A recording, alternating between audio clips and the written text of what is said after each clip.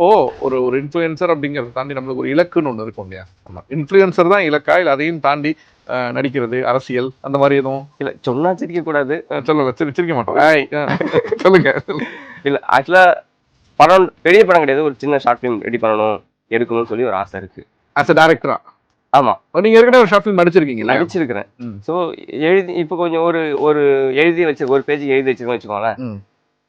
எனக்கு வந்து கட் பண்ணி ஃப்ளாஷ்பேக் வந்து ஒரிஜினலாக இருக்கிற ஆளே வரணுன்ற மாதிரி ஒரு கதை ரெடி பண்ணி வச்சிருக்கேன். ஸோ யூஏயில் இருக்கிற ஒரு பட்டிமன்றம் பேச்சாளர் ஒருத்தவங்க, அவங்க சின்ன வயசுல பேசியிருக்காங்க, இப்போ அவங்க பெரியவங்க ஆகிட்டாங்க. ஸோ அந்த வீடியோவே கிடைச்சா நல்லா இருக்கும்னு சொல்லி கேட்டேன். அவங்க கிடைக்கல, கல்யாணம் ஆயிடுச்சு, குழந்தை பிறந்துச்சு. ஸோ அதுக்கப்புறம் அது அப்படியே ட்ராப் ஆயிடுச்சு. ஓகே, ட்ரை பண்ணுவோம் வேற ஏதாவது கதை இருக்கு. ஆமா சூப்பருங்க. ஸோ மைக் மோகன் வந்து விரைவில் ஒரு ஷார்ட் ஃபிலிம் டைரக்டர், அப்புறம் ஒரு டைரக்டர் ட்ரை பண்ணலாம்.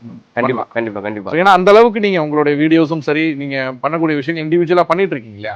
அதனால சொல்றேன். பொதுவா இப்போ நான்லாம் போறேங்க, எனக்கு வந்து ஒரு சில இடங்கள்ல வந்து நான் வந்து வீடியோ எடுப்பேனா எடுக்க மாட்டேன். எனக்கு தோணாது. ஓகேவா? செல்ஃபியே எடுக்க மாட்டேன் பெரும்பாலும். ஃபோன் வந்து அதுக்கு தான். நம்ம ஃப்ரெண்ட்ஸு இப்போ நம்ம பசங்க இருக்கானுங்க, அவனுங்கலாம் ஃபோட்டோ எடுப்பானுங்க, ஒரு வாய்ஸ் பேசுவோம் அப்படின்னு எடுப்போம். அதுக்கே தனி கெத்து வேணும் ஃபர்ஸ்ட் ஆஃப் ஆல். அதெல்லாம் நான் நிறைய நம்ம டீம் இப்போ நம்ம கூட இருக்கிற 30 இன்ஃப்ளூயன்சர்ஸ் இருக்காங்கல்ல, அவங்கள்ட்ட பார்த்து கற்றுக்கணும்னு நினைக்கிற ஒரு விஷயம். அதுக்கு ஒரு கட்ஸ் வேணும். ஓகே, ஒரு கேமராவை திருப்பி ஹாய் நான் வந்து மைக் மோகன் பேசுகிறேன், நான் இப்போ எந்த இடத்துல இருக்கேன்னு பாருங்க அப்படின்ட்டு ஒரு ஒரு ஒரு ஜூம் காட்டுறீங்கல்ல, அதுவே பெரிய விஷயம். அண்ட் இந்த நல்ல விஷயத்த பண்ணிட்டே இருங்க.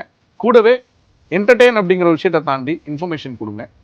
அது பாசிட்டிவாக இருக்குதான்னு கொடுங்க, பாசிட்டிவிட்டி கொடுங்க, உண்மைத்தன்மை இருக்கக்கூடிய விஷயங்களை மட்டும் கொடுங்க. அப்படிங்கிறது தான் மக்களாகிய என்னுடைய சொத்துக்கள்கிட்ட இருந்து உங்கள்கிட்ட நாங்கள் முன்வைக்கக்கூடிய ஒரு பாயிண்ட்.